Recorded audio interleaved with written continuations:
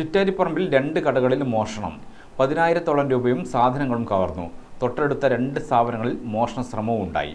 ഇതിന്റെ CCTV ദൃശ്യങ്ങൾ ഗ്രാമിക ന്യൂസിന് ലഭിച്ചു. കണ്ണൂർ പോലീസ് അന്വേഷണം ആരംഭിച്ചു.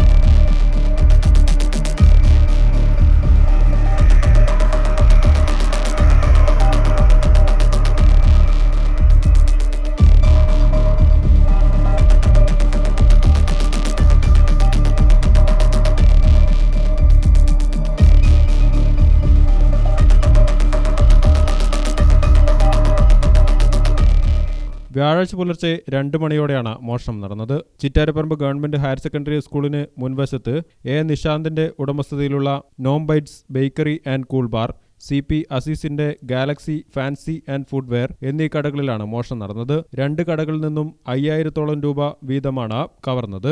ഫാൻസി കടയിൽ നിന്നും 3 ജോഡി ചെരുപ്പും ഫാൻസി ഐറ്റംസും കള്ളൻ കൈക്കലാക്കി. തൊട്ടടുത്ത ഒരു സൂപ്പർ മാർക്കറ്റിലും പ്ലാനും എസ്റ്റിമേറ്റും തയ്യാറാക്കുന്ന മറ്റൊരു സ്ഥാപനത്തിലും മോഷണ ശ്രമവും ഉണ്ടായി. ഈ സംഭവം കണ്ടത് രാവിലെയാണ്. രാത്രിയാണ് മോഷ്ടാവ് വന്നത്. പുലർച്ചയോടെയാണ് മോഷ്ടാവ് വന്നത്.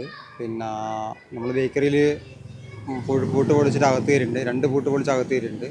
ഉള്ളിലത്തെ ഡ്രോയറും പൊട്ടിച്ചിട്ടുണ്ട്. അപ്പോൾ 4-5 രൂപയുടെ ക്യാഷ് അവിടെ നിന്ന് പോയിട്ടുണ്ട്.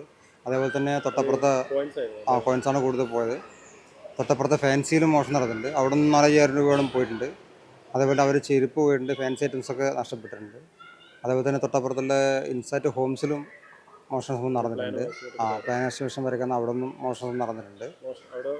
അവിടെ ശ്രമം നടന്നാൽ പൂട്ട് പൊളിച്ച് അകത്ത് കയറിയുണ്ട്. അവിടെയും അങ്ങനെ തൊട്ടപ്പുറത്തെ സൂപ്പർ മാർക്കറ്റിലും മോഷണ ശ്രമം നടന്നിട്ടുണ്ട്. പക്ഷെ അവിടെ പൂട്ട് പൊളിച്ചിട്ടില്ല.